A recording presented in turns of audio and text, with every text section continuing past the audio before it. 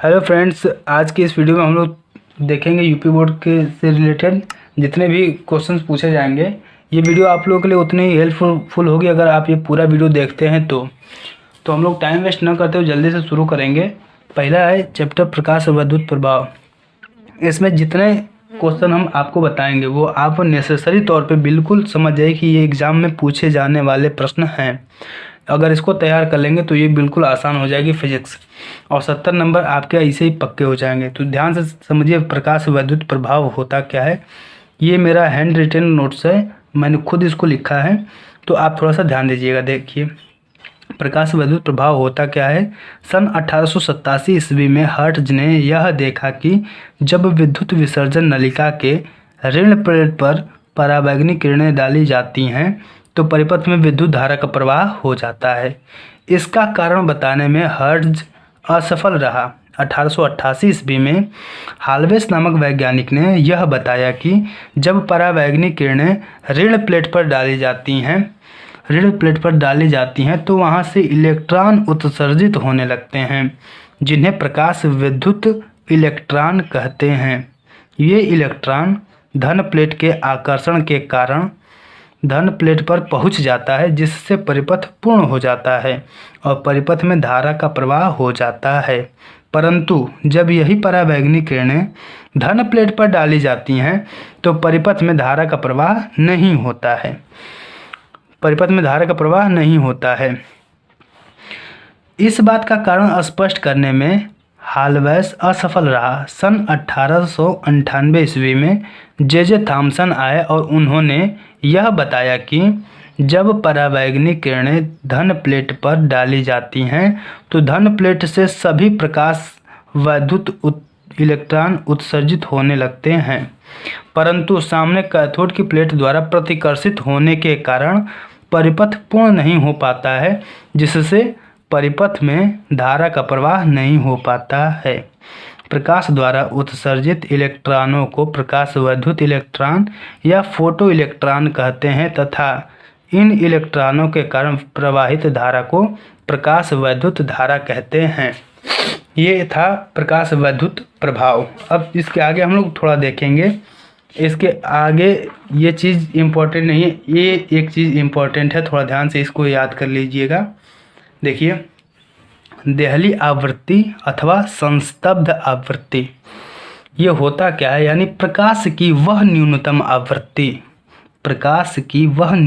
आवृत्ति जिस पर प्रकाश विद्युत इलेक्ट्रॉन का उत्सर्जन हो जाए देहली आवृत्ति तथा संस्तब्ध आवृत्ति कहलाता है। ये बिल्कुल ऐसे ही आपको थियोरी वाइज याद करना है। अब इसके बाद आता है देहली तरंग दैर्ध्य। देहली तरंग दैर्ध्य का मतलब क्या होता है, ध्यान से समझिए। देहली आवृत्ति के संगत उत्पन्न तरंग दैर्ध्य को देहली तरंग दैर्ध्य कहते हैं। अब प्रकाश विद्युत उत्सर्जन के नियम क्या क्या हैं तो ध्यान से समझिएगा। प्रकाश विद्युत उत्सर्जन के नियम है, पहला है उत्सर्जित प्रकाश इलेक्ट्रॉन विद्युत की गतिज ऊर्जा तीव्रता पर नहीं बल्कि उसकी स्थितिज ऊर्जा पर निर्भर करता है। किसी धातु के पृष्ठ से उत्सर्जित इलेक्ट्रॉनों की संख्या आवृत्ति नहीं तीव्रता पर निर्भर करता है। तीसरा है प्रकाश विद्युत इलेक्ट्रॉनों की अधिकतम ऊर्जा प्रकाश की आवृत्ति बढ़ाने पर लगातार बढ़ती जाती है, यानी जब हम इसकी ऊर्जा बढ़ाएंगे तो इसकी आवृत्ति लगातार बढ़ती जाएगी। यदि आपतित प्रकाश की आवृत्ति देहली आवृत्ति से कम हो तो कोई भी इलेक्ट्रॉन उत्सर्जित नहीं होता है। जब देहली आवृत्ति से कम आवृत्ति पर अगर हम किसी प्रकाश को आपतित कराएंगे तो उसमें इलेक्ट्रॉन उत्सर्जित नहीं होगा, यानी उसमें धारा का प्रवाह नहीं होगा। अब आगे हम लोग देखते हैं, ये थोड़ा सा ध्यान दीजिएगा।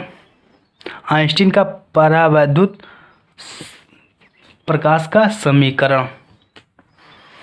सन 1905 ईस्वी में आइंस्टीन ने प्रकाश क्वांटम सिद्धांत के आधार पर प्रकाश वैद्युत समीकरण की सफल व्याख्या की। आइंस्टीन ने बताया कि एक प्रोटॉन नहीं है, फोटॉन है, इसको आप थोड़ा सा बना लीजिएगा, ये फोटॉन है। फोटॉन की ऊर्जा h न्यू है। h न्यू यहाँ पे ये आवृत्ति होती है, ये ध्यान दीजिएगा, hv नहीं होता, न्यू होता है।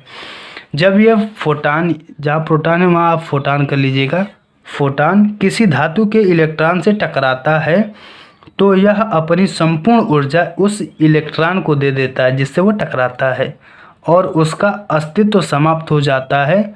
इलेक्ट्रॉन धातु के पृष्ठ तक आने तक धातु के परमाणुओं से टकराता रहता है और अपनी ऊर्जा का कुछ भाग खत्म कर देता है, क्षय करने लगता है और बची हुई शेष ऊर्जा गतिज ऊर्जा के रूप में उस इलेक्ट्रॉन को प्राप्त होती है।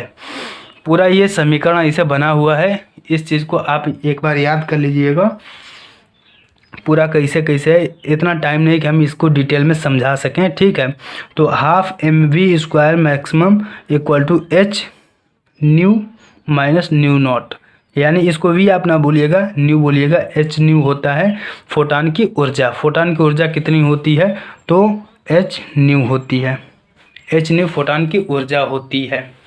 अब इसके आगे हम लोग देखेंगे, इसके आगे है परमाणु की संरचना और स्पेक्ट्रम की उत्पत्ति। परमाणु की संरचना ये पूछा जा सकता है, रदरफोर्ड के अल्फा कणों का अनुप्रयोग। तो ये होगा क्या, ध्यान से देखिएगा। परमाणु की सही संरचना प्राप्त करने के लिए 1911 ईस्वी में रदरफोर्ड ने रेडियो एक्टिव तत्व पोलोनियम से, पोलोनियम का संकेतांक होता है PO, पोलोनियम से निकलने वाले तीव्रगामी अल्फा कणों को स्वतप्त से गुजारा। स्वतप्त नहीं होता, स्वर्ण पत्र होता है, स्वर्ण पत्र से गुजारा और निम्नलिखित निष्कर्ष प्राप्त किए। उन्होंने देखा क्या, कुछ किरणें सीधे के सीधे निकल जा रही थी, ऐसे बिल्कुल सीधे निकल जा रही थी। तो उन्होंने कहा कि यहाँ का जो भाग है वो खोखला है, कुछ किरणें थोड़ी सी ऐसे जा रही थी, थोड़ी सी ऐसे जा रही थी, यानी यहाँ पे कुछ इसका भाग भरा हुआ होगा नाभिक का। कुछ किरणें जैसे गई वैसे ही वो लौट के चली आईं। तो उन्होंने यह कहा कि इस संपूर्ण नाभिक का जो द्रव्यमान है इसके बिल्कुल सेंटर में स्थित होता है, यहाँ बिल्कुल बीच में स्थित होता है, ये रदरफोर्ड ने बताया था, ठीक है। तो ये सब पूरा निष्कर्ष यही होता है, रदरफोर्ड के अल्फा कणों का अनुप्रयोग यही था। इतना ही आप लिख देंगे तो नंबर मिल सकता है। अब आगे हम लोग देखेंगे परमाणु का रदरफोर्ड मॉडल होता क्या। देखिए, सन 1911 ईस्वी में रदरफोर्ड ने अपना परमाणु मॉडल प्राप्त किया। रदरफोर्ड ने बताया परमाणु के बीच में नाभिक होता है और समस्त धनावेश तथा परमाणु का लगभग समस्त द्रव्यमान इसी में विद्यमान होता है, इसी में निहित होता है। इसके चारों ओर इलेक्ट्रॉन कक्षाओं में घूमते रहते हैं। इन्हें घूमने के लिए अभिकेंद्र बल चाहिए जो नाभिक के आकर्षण बल से इन्हें प्राप्त होता रहता है। ये इन्होंने अपने मॉडल में बताया था। इसके बाद रदरफोर्ड मॉडल में कमी क्या थी वो थोड़ा ध्यान से देखिएगा। रदरफोर्ड ने बताया इलेक्ट्रॉन लगातार घूमते हुए विद्युत चुंबकीय तरंग के रूप में ऊर्जा का उत्सर्जन करते रहते हैं। यदि ऐसा होता तो एक निश्चित समय इलेक्ट्रॉन अपनी समस्त ऊर्जा त्याग देता और नाभिक द्वारा आकर्षित हो जाता और अर्थात परमाणु अपना अस्तित्व समाप्त कर देता और नाभिक में ही पूरा खत्म हो जाता। दूसरा क्या था, रदरफोर्ड कक्षाओं का सतत ऊर्जा का स्पेक्ट्रम बनाने में असफल रहा। वह नहीं बता पाया कि कौन सी ऊर्जा किस ऊर्जा स्तर की है और कक्षा में ऊर्जा का वितरण रेखीय है या सतत है। सतत का मतलब होता है लगातार, कंटिन्यू, लगातार। इसके बाद बोर आए और उन्होंने अपना परमाणु मॉडल दिया। बोर, देखिए बोहर का सन 1913 ईस्वी में प्रोफेसर नील बोहर ने रदरफोर्ड मॉडल में आई कमियों को दूर किया। इसके लिए बोहर ने 3 नई परिकल्पनाएं बनाई। ये काफ़ी इम्पोर्टेंट है, इस चीज़ को आप याद कर लीजिएगा।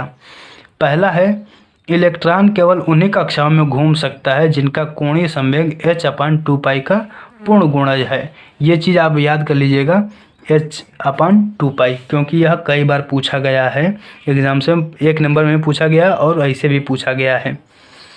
दूसरा है बोहर ने यह बतलाया कि इलेक्ट्रॉन वृत्ताकार कक्षाओं में घूमते हुए ऊर्जा का उत्सर्जन नहीं करते हैं, यानी जब वो घूमते रहते हैं तब ऊर्जा का उत्सर्जन नहीं करते, जब एक कक्षा से दूसरी कक्षा में जाते हैं तब ऊर्जा का उत्सर्जन करते हैं। बोहर ने यह सिद्ध किया कि ऊर्जा का वितरण सतत नहीं रेखीय होता है, अर्थात परमाणु के लिए ऊर्जा का रेखीय स्पेक्ट्रम बनाए। इसके लिए बोहर को 1942 ईस्वी में नोबेल पुरस्कार से सम्मानित किया गया। ये जब स्पेक्ट्रम बनाए उसी के लिए इनको 1942 ईस्वी में भौतिकी के नोबेल पुरस्कार से सम्मानित किया गया था। अब आगे हम लोग थोड़ा देखते हैं, 2 मिनट में अब देखते हैं। ये चीज़ आ सकती है एग्जाम्स में, युग्म उत्पादन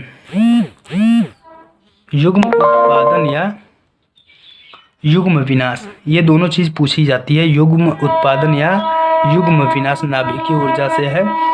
युग्म उत्पादन क्या होता है? जब कोई ऊर्जित फोटान किसी भारी नाभिक से टकराता है तो वह फोटान नाभिक द्वारा अवशोषित हो जाता है तथा नाभिक से पॉजिट्रॉन तथा इलेक्ट्रॉन उत्सर्जित हो जाता है। पॉजिट्रॉन होता है 1 बीटा 0, ये होता है पॉजिट्रॉन, और इलेक्ट्रॉन तो आप जानते ही होंगे -1 बीटा 0। इसी घटना को युग्म उत्पादन और अब इसी का जब विनाश होता है तो उसको हम कहते हैं युग्म विनाश। ठीक है, इसी घटना को युग्म उत्पादन, इसको युग्म उत्पादन कहते हैं। और इसके नीचे अभी हम पढ़ाएंगे आपको युग्म विनाश। युग्म विनाश क्या होता है तो ध्यान से समझिएगा।